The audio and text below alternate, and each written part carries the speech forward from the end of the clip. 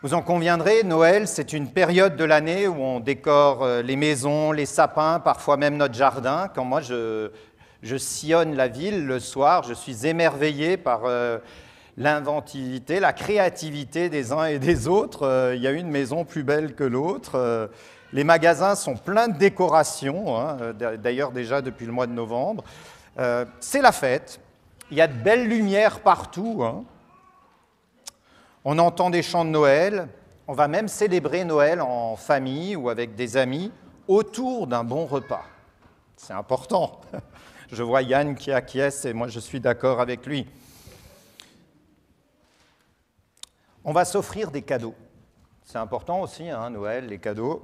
Les enfants, vous attendez les cadeaux, n'est-ce pas? Vous avez peut-être fait toute une liste. Et pourquoi? Parce que fondamentalement, Noël est associé à la joie. Mais quel est le secret de la joie de Noël? Pour mieux comprendre le sens de cette fête, on peut se pencher sur les 2 premiers chapitres de l'évangile de Luc. Et c'est ce que nous faisons depuis dimanche passé. Hein. Pierre Constant nous a parlé d'un premier récit qui se trouve au début de cet évangile.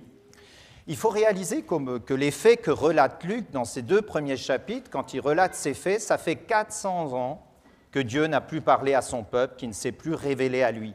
Ça fait 400 ans de silence. Le peuple devait se demander, mais qu'est-ce qui se passe? Dieu nous a-t-il oubliés? Et soudain, il y a un déferlement d'événements qui nous rappelle que Dieu n'a pas oublié son peuple. Dieu prépare la venue de son Fils bien-aimé dans ce monde. Et Luc nous le rapporte par de multiples manifestations de la part de Dieu.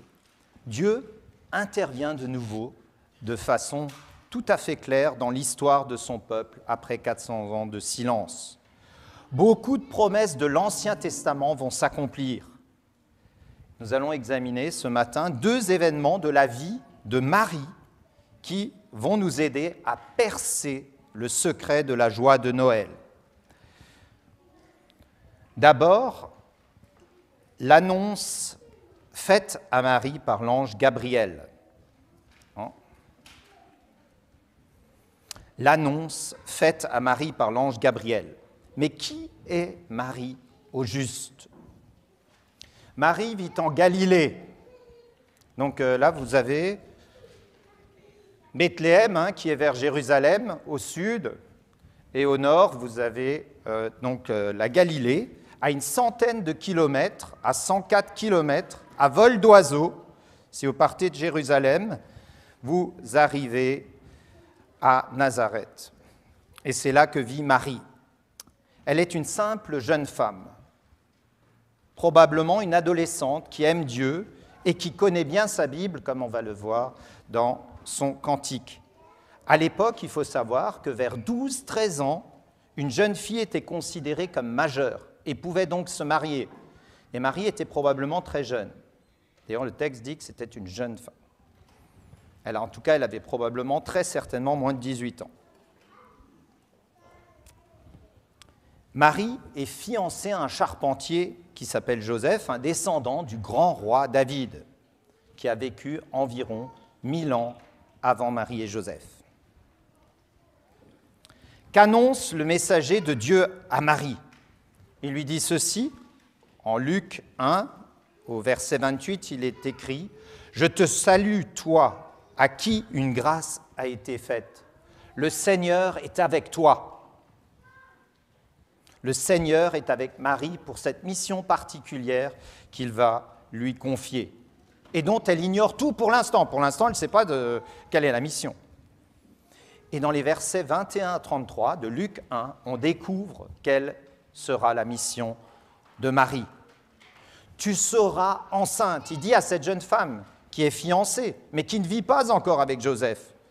Tu seras enceinte, tu auras un fils, tu le nommeras Jésus, ce qui signifie Dieu sauve. Il sera appelé Fils du Très-Haut. Le Très-Haut, c'est Dieu.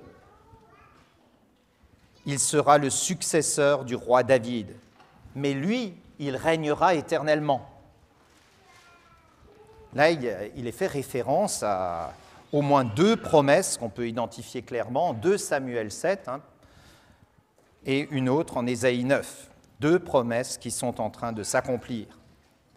1000 ans plus tôt, Dieu avait fait une grande promesse au roi David en 2 Samuel 7. Il lui avait dit « Ta maison et ton règne seront assurés pour toujours après toi.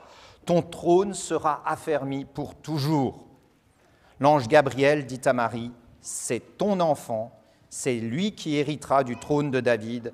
C'est un descendant direct de David. Son règne n'aura pas de fin. C'est un règne éternel qui est annoncé. » Et là, c'est probablement la chose la plus extraordinaire qui est dite ici. Au verset 35, il est dit « L'Esprit Saint », voilà ce qu'il dit à Marie, « L'Esprit Saint descendra sur toi et la puissance du Très-Haut te couvrira de son ombre. C'est pourquoi le saint enfant qui naîtra de toi sera appelé Fils de Dieu. » À l'époque, on appelait le roi d'Israël le Fils de Dieu, parce qu'il était le représentant de Dieu sur la terre. Pourtant, lui, avait dit l'ange à Marie, il sera Fils de Dieu dans un sens très particulier. Il sera Fils de Dieu non seulement en tant que roi éternel, mais aussi parce qu'il sera conçu par l'action du Saint-Esprit. Et l'ange Gabriel lui dit encore ceci, « Ta parente âgée, Élisabeth, qui est stérile, en est à son 6e mois de grossesse. Elle attend un fils. » Et ainsi l'ange encourage la jeune Marie en lui annonçant que sa parente, qui est vieille, qui est âgée, elle aussi est enceinte, elle aussi a été l'objet de la grâce de Dieu. Et il précise, l'ange, rien n'est impossible à Dieu. Rien n'est impossible à Dieu. Puisque là, nous sommes en présence de 2 naissances miraculeuses, celle de Jean-Baptiste et celle de Jésus. 3e élément, la réponse de Marie au message de l'ange Gabriel. La réponse de Marie au message de l'ange Gabriel. Mais ce qui est surprenant, c'est qu'elle accepte avec foi, sans réserve, la parole de Dieu. Écoutez sa réponse au verset 28. Marie dit « Voici la servante du Seigneur, qu'il me soit fait selon ta parole. » Et l'ange s'éloigna d'elle. Elle croit simplement la parole transmise par l'ange. Et au verset 45, Dieu a révélé à Élisabeth ce qu'elle va dire à Marie. « Tu es heureuse, toi qui as cru à l'accomplissement de ce que le Seigneur t'a annoncé. » Sous-entendu, contrairement à mon mari Zacharie, qui lui n'a pas cru. Et d'ailleurs, il est muet. La foi de Marie est remarquable pour plusieurs raisons.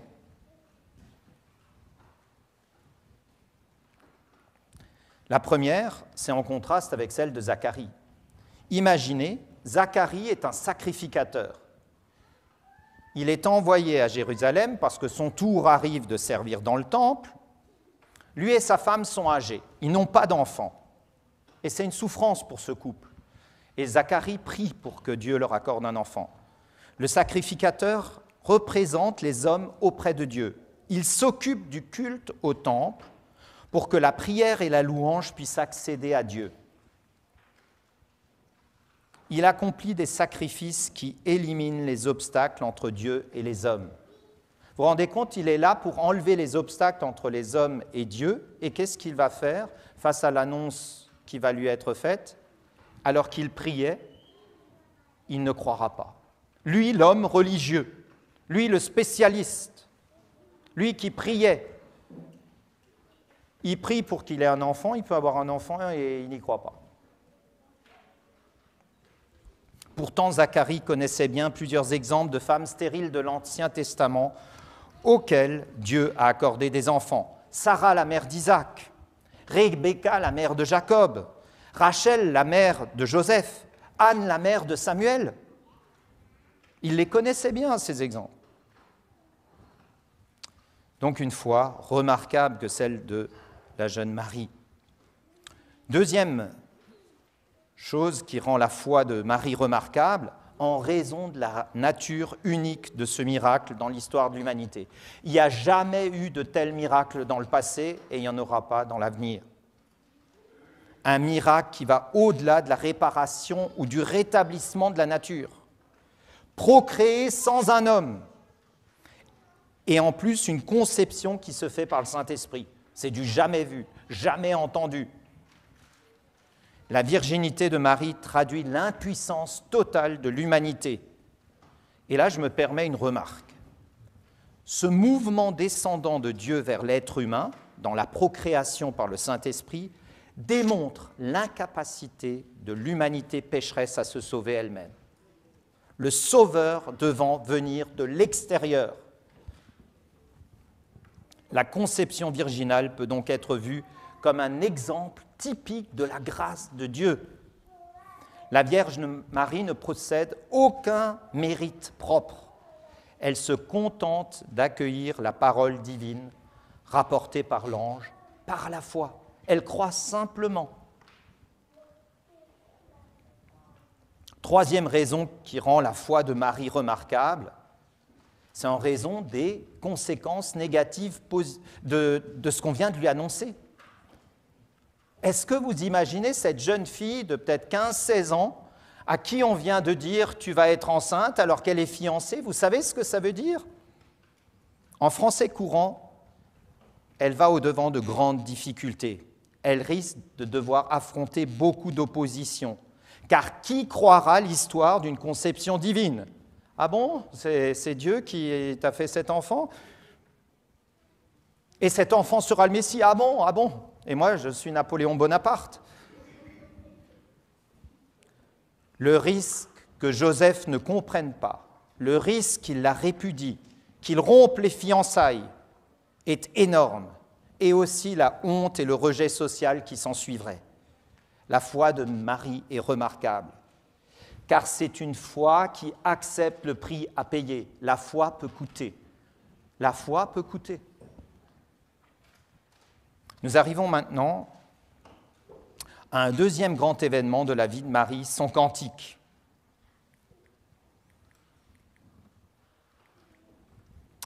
Marie salue Élisabeth, elle part directement, aussitôt elle part rencontrer sa parente Élisabeth, qui est enceinte, qui est plus âgée, et à peine l'a-t-elle saluée que l'enfant que porte Élisabeth est en train de tressaillir, donc c'est comme s'il réagissait au fœtus qui est porté. Les deux fœtus réagissent, c'est assez bizarre, mais c'est comme ça. Et cela à la simple évocation de la salutation de Marie. Et le soutien d'Élisabeth, parce qu'elle va prophétiser, elle va parler de la part de Dieu, est un soutien important pour cette jeune femme, Marie. Elle se sent comprise. Il y a là quelqu'un d'autre qui vient de vivre un miracle. C'est un encouragement pour Marie. Et Élisabeth lui dit, « Toi, tu as cru à la parole de Dieu. Toi, tu as cru à la parole de Dieu. » Et c'est à ce moment, donc alors qu'elle est chez Élisabeth, que Marie entonne son cantique qui nous encourage encore aujourd'hui. Et je vous invite à le lire, le cantique de Marie, que l'on pourrait intituler « Quel merveilleux Dieu je possède ! Quel Dieu merveilleux je possède !» Et Marie dit « Mon âme exalte le Seigneur, et mon esprit a de l'allégresse en Dieu, mon Sauveur, parce qu'il a jeté les yeux sur la bassesse de sa servante, car voici, désormais toutes les générations me diront bienheureuse, parce que le Tout-Puissant a fait pour moi de grandes choses, son nom est saint, et sa miséricorde s'étend d'âge en âge sur ceux qui le craignent. Et il a déployé la force de son bras, il a dispersé ceux qui avaient dans le cœur des pensées orgueilleuses. Il a fait descendre les puissants de leur trône, élevé les humbles, rassasié de biens les affamés, renvoyé à vide les riches. Il a secouru Israël, son serviteur. et s'est souvenu de sa miséricorde, comme il l'avait dit à nos pères, envers Abraham et sa descendance pour toujours. Premièrement, c'est un cantique, celui de Marie, qui nous rappelle un autre cantique de l'Ancien Testament que Jonathan nous a lu tout à l'heure, le cantique d'Anne qui se trouve en 1 Samuel 2. Vous avez là aussi une femme qui va vivre un miracle, une femme stérile, consacrée à Dieu et profondément abattue, et qui prie Dieu en lui demandant de lui accorder un enfant. Et cet enfant s'appellera Samuel. Et c'est aussi un chant de joie qui prépare une délivrance par un roi. Le roi David sera oint par Samuel, le fils d'Anne. Dieu le souverain prend aussi plaisir à renverser une situation désespérée et à élever les humbles et à remplir de joie leur cœur. On constate que dans ce cas aussi, l'œuvre de Dieu suscite la louange, tout comme chez Marie. La réponse de Marie à la grâce que Dieu lui a faite, la réponse de Marie, c'est ce que nous voyons dans les versets 46 à 49. C'est la réponse personnelle de Marie. Elle dit « mon âme » au verset 46, « mon esprit » au verset 47, « mon sauveur » par la suite. Et le cantique commence ainsi en latin, « Magnificat anima mea Dominum ». Et le premier mot, « Magnificat », a donné le nom à ce cantique. Et ce cantique est une réponse à la grâce de Dieu. Et au travers de lui, nous voyons la réaction de Marie. Comment va-t-elle se comporter face à ce qui va lui arriver?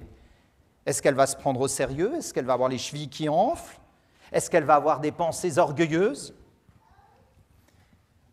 Elle chante la grandeur de Dieu, du plus profond de son être, de son âme, de son esprit, de ses tripes, sortent ces paroles empreintes de joie, une joie qui est produite par l'œuvre spéciale de salut opérée par Dieu, son Sauveur.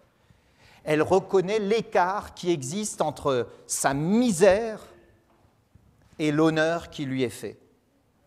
Elle reconnaît son indignité devant Dieu. Elle dit « la bassesse de ta servante ». Servante, c'est une esclave. Elle évoque sa misère spirituelle. Elle reconnaît qu'elle n'est pas digne de l'honneur qui lui est fait. Elle ne se glorifie pas du fait qu'elle sera la mère du Fils de Dieu, mais elle reconnaît son besoin d'être sauvée autant que n'importe quel autre homme, femme ou enfant de cette terre. Elle reconnaît que si toutes les générations la diront bienheureuse, c'est à cause des grandes choses que Dieu a faites pour elle, plutôt que par rapport à ce qu'elle est et ce qu'elle fait. Et l'expression « tout-puissant » du verset 49 fait référence au Dieu guerrier qui délivre son peuple, qui le sauve. C'est un cantique qui magnifie le salut de Dieu, qui va amener un sauveur dans ce monde. D'ailleurs, c'est assez intéressant, à part cela, elle ne va plus rien dire sur elle-même dans ce cantique. Et ça nous prépare à la discrétion future de Marie. Et elle l'a voulu ainsi. En dehors de quelques rares récits des évangiles, comme par exemple aux noces de Cana, Marie ne joue quasiment plus aucun rôle sur le devant de la scène biblique. Après Acte 1, verset 14, donc on est au début des années 30, elle n'est plus mentionnée. Elle semble, par la suite, avoir mené une vie assez ordinaire, bien loin des hommages qu'on lui rend dans certains milieux aujourd'hui. Êtes-vous encore dans la joie, les enfants, ou vous, les adultes, les plus grands, de ce que vous avez reçu l'année passée comme cadeau pour Noël? Je vous embête peut-être, vous savez peut-être même plus ce que vous avez reçu. C'est mon cas. Je vais me faire tirer les oreilles. Ici, dans ce cantique, il est question d'une joie durable face au cadeau merveilleux de Dieu, celui d'un sauveur. Une joie divine qui va produire une satisfaction profonde, une joie profonde. Troisièmement, un Noël renversant. Dans le cantique de Marie, on découvre que Noël est renversant à plusieurs égards. C'est ce que nous voyons dans les versets 50 à 53. Louange à Dieu pour son œuvre en faveur de tous les hommes. Là, elle ne parle plus d'elle-même, elle parle de l'ensemble de l'humanité, pas seulement de sa propre vie. Dans son cantique, Marie avait annoncé que Dieu était sur le point de renverser les puissants et d'élever les humbles. Au début de son ministère, Jésus dira qu'il est venu annoncer la bonne nouvelle aux pauvres. Ici, c'est l'ange du Seigneur qui annonce déjà la bonne nouvelle à des pauvres situés tout au bas de l'échelle sociale. C'est les gens qui ne sont pas considérés par les autres. Et pourtant, Dieu s'intéresse aussi à eux. Et Luc va nous montrer, dans la suite de son évangile, que Dieu choisira des pauvres, des bergers, des malades, des aveugles, des collecteurs d'impôts, des gens que tout le monde appelait des pécheurs. Pourquoi ? Parce que ce sont de telles personnes qui parviennent le plus facilement à reconnaître leurs besoins de salut et à laisser le Christ régner sur elles. Ces gens sont ouverts à recevoir de l'aide et en particulier le pardon que Dieu leur propose. Ils acceptent de se repentir, c'est-à-dire de changer radicalement. Pour nous, lecteurs de l'Évangile, c'est plus une question d'attitude intérieure qu'une question de statut dans notre société. Tous ces personnages, Marie, les bergers, les pauvres, les publicains, nous montrent la voie de l'humilité. La voie de l'humilité. Et au verset 50, Marie cite le psaume 103, où David se réjouit d'avoir été secouru par Dieu. Et David est excité, il est joyeux, car Dieu peut sauver du péché. Il parle de la joie offerte à ceux qui craignent Dieu. Et c'est le cas de Marie. Toujours au verset 50, il est question de la miséricorde ou de la bonté de Dieu, selon les versions de la Bible. La miséricorde, c'est l'amour loyal de Dieu envers son peuple, le peuple de l'Alliance. Par exemple, au psaume 100, verset 5, il est dit « Car l'Éternel est bon, car son amour dure à toujours. » Et en Ésaïe 51, au verset 8, « Quant à mon œuvre de justice, elle sera établie pour toujours, et mon salut pour toutes les générations. » On est donc bien en présence de deux renversements à Noël. Premier renversement, le roi éternel et divin vient rejoindre sa création. Quel abaissement! Premier renversement. Deuxième renversement, et des gens humbles sont élevés. Un double renversement qui s'opère à Noël. Quatrièmement, le Dieu de miséricorde se souvient de son alliance conclue avec Abraham, au verset 54 et 55. C'est là l'accomplissement de l'espérance d'Israël. Ils attendaient ce moment-là. L'histoire de Noël commence bien avant Luc, chapitre 1, et bien avant Matthieu et ses premiers chapitres. Elle commence déjà avec Abraham, en passant par 2 Samuel, les prophètes. La promesse de l'alliance s'accomplit sous nos yeux. Marie va enfanter le Fils de Dieu, notre Sauveur, celui qui était attendu. Le Seigneur est Sauveur, satisfait éternellement ceux qui le craignent. Et le peuple de Dieu est appelé et sauvé pour servir, avec pour motivation la reconnaissance envers l'œuvre accomplie une fois pour toutes par Dieu lui-même, en envoyant son Fils pour nous sauver. Et c'est là le plus beau des cadeaux. J'en arrive à ma conclusion. La bonne nouvelle de Noël, c'est que le roi vient sauver ceux qui s'abaissent. C'est là le secret de la joie de Noël qui peut durer toujours. Je répète, la bonne nouvelle de Noël, c'est que le roi vient sauver ceux qui s'abaissent. C'est là le secret de la joie de Noël qui peut durer toujours. Élevons Jésus Dieu l'a abaissé, n'est-ce pas? Lui qui est le Sauveur, le Messie et le Seigneur, pour que nous prenions plaisir à l'élever dans nos cœurs. Adorons-le, car il le mérite. Il a pris sur lui toutes nos fautes, même celles que nous continuons de commettre, sur lesquelles nous n'avons pas encore tout à fait la victoire. Deuxièmement, adorons Dieu pour son plan parfait de salut, et dont nous nous souvenons en particulier à Noël. Soyons des témoins de Noël. Comme Marie, soyons des témoins. Saisissons les occasions qui nous sont données de dire autour de nous ce que signifie Noël à nos yeux. Et finalement, reconnaissons notre besoin de Jésus comme Sauveur. Les seules personnes dont l'âme peut vraiment magnifier le Seigneur sont celles qui, comme Élisabeth et Marie, reconnaissent leur bassesse et sont submergées de joie à l'idée que ce Dieu magnifique désire jeter les yeux sur elles. Dieu justifie encore ceux qui l'humilient et le craignent et qui cherchent refuge dans la miséricorde de Dieu. Le secret d'un joyeux Noël, c'est d'accepter le cadeau du roi qui vient sauver ceux qui s'abaissent. C'est un roi qui vient sauver ceux qui s'abaissent. Sur ce, je vous souhaite à tous et à toutes un joyeux Noël.